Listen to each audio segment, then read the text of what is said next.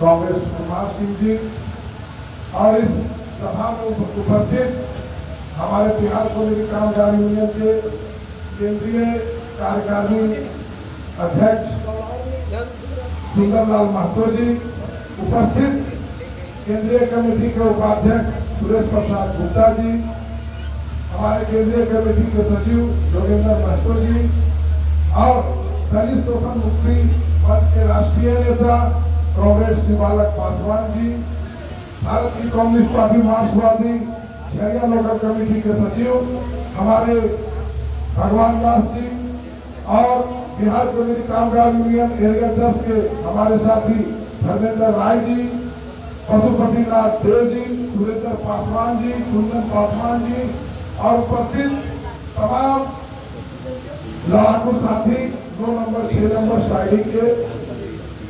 आज जिस सवाल को लेकर के हम अपने बड़े नेता को यहाँ बुलाए हैं और उन्हें आगाह कर रहे हैं, बता रहे हैं, ये लड़ाई लंबे दिनों से जो है बिहार कोयला कामगार यूनियन के नेतृत्व में जो है 2 नंबर 6 नंबर साइडी के साथी लड़ रहे हैं।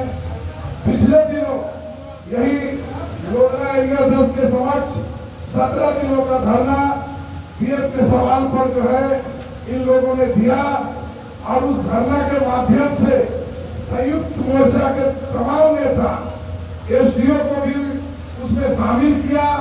लेकिन दुर्भाग्यपूर्ण बात है कि वो आला अधिकारी जब इस लड़ाई में शामिल हुए उसके बाद भी इस लड़ाई का जो फल स्वरूप मजदूरों को मिलना चाहिए था वो नहीं मिला है। ये सोचना होगा साथी, ये आपको तय करना होगा कि हमारी जो लड़ाई है, जब वो आला अधिकारी जो अनुमंडल अधिकारी है उनके समक्ष जाने के बाद भी नहीं हल हुआ तो ये लड़ाई कैसी है और हम किस व्यवस्था के साथ लड़ रहे हैं। ये लड़ाई मजदूर की आजादी और गुलामी की लड़ाई है। आप कितने लंबे समय से संघर्ष कर रहे हैं, लेकिन आज तक वो जो अभी हमारे धर्मेंद्र राय ने कहा कि पीएफ का नंबर मिलना चाहिए, पे स्लिप मिलना चाहिए, वो अभी तक नहीं मिला है। ये कौन दिलाएगा?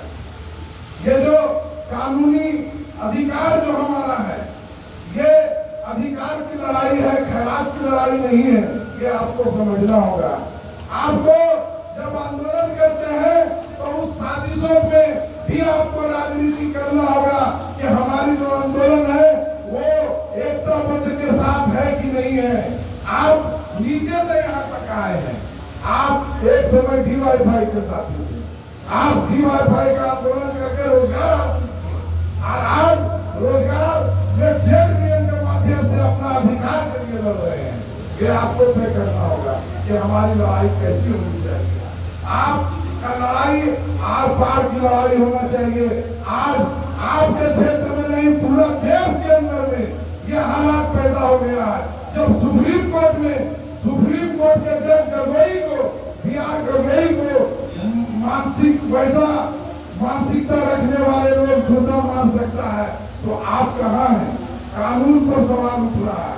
इसलिए ये लड़ाई तीखा होना चाहिए और इसका जो है मूल स्वरूप सबसे बड़ा हथियार, आप जो नारा देते हैं दुनिया के मजदूर एक हो, उस नारा को आपको लागू करना होगा और सभी मजदूरों को एकताबद्ध होकर के आपको खड़ा होना। लड़ाई आप लड़िएगा। अरे लड़ने से तो हमारा देश आजाद हो गया, जो 400 साल 600 साल 200 साल गुलाम था।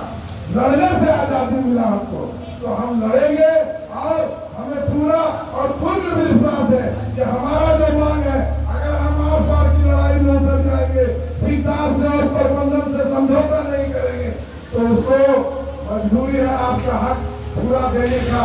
इसलिए हम कहते हैं साथियों, ये खैरात की लड़ाई नहीं है, ये अधिकार की लड़ाई है। सर उठाकर फक्र से चलने की हसरत हो, अगर सर उठाकर फक्र से चलने की हसरत हो अगर, तो सीखना होगा सर कहाँ कितनी झुकानी चाहिए। हम आप लोगों को क्रांतिकारी अभिनंदन करते हैं और डीवाईएफआई धनबाद जिला कमेटी के तरफ से आपके आंदोलन को समर्थन करते हुए आपकी लड़ाई में हम भागीदारी करेंगे, अपने साथियों के साथ शिरकत करेंगे। मजबूत करेंगे।